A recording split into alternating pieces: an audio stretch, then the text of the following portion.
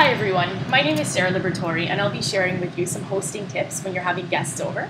You may have the food ironed out, but here are a few tips in the wine department. So we're going to start off with some decanters. Now you may or may not have one, and you probably don't know what to do with one, but it's very simple. This decanter here is great for display purposes. You could just take your bottle of wine, pour it in about 30 minutes before your guests arrive, and it looks great on the table. This decanter is a little bit more professional, if you will, so if you are having a wine snob, I'm sure they would appreciate this. But again, it's very simple. Just take your wine, pour it in the decanter, and of course you can pour the entire bottle.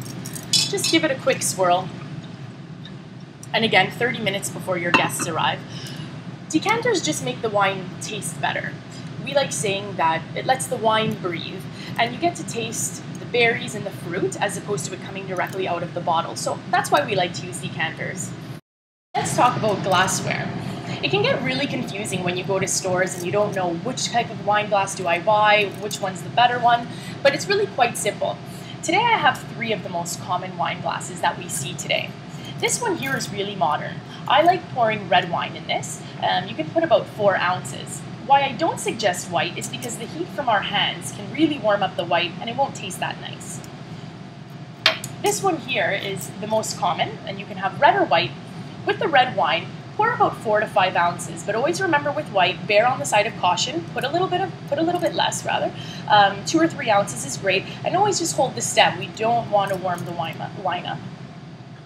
And the last glass here is for those people that know a little bit more about wine, or the wine snobs. And be careful with this, because you can actually pour 750 ml, which is 1 whole bottle of wine. Yes, it does fit in here.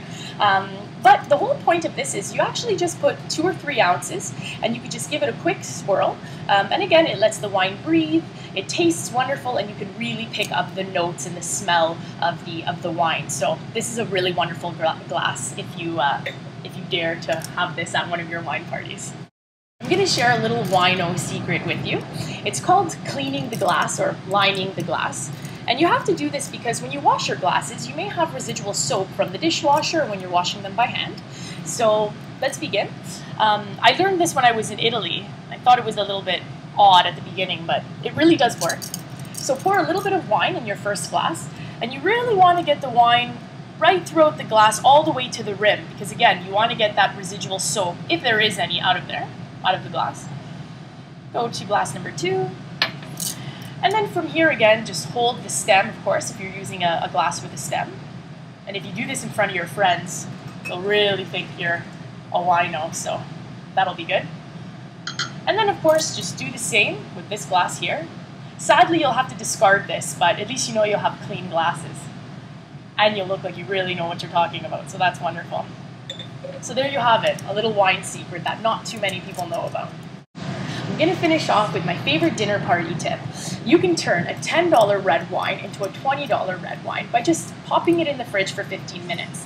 This will lower the acidity and bring out more aromas. So try that at your next dinner party.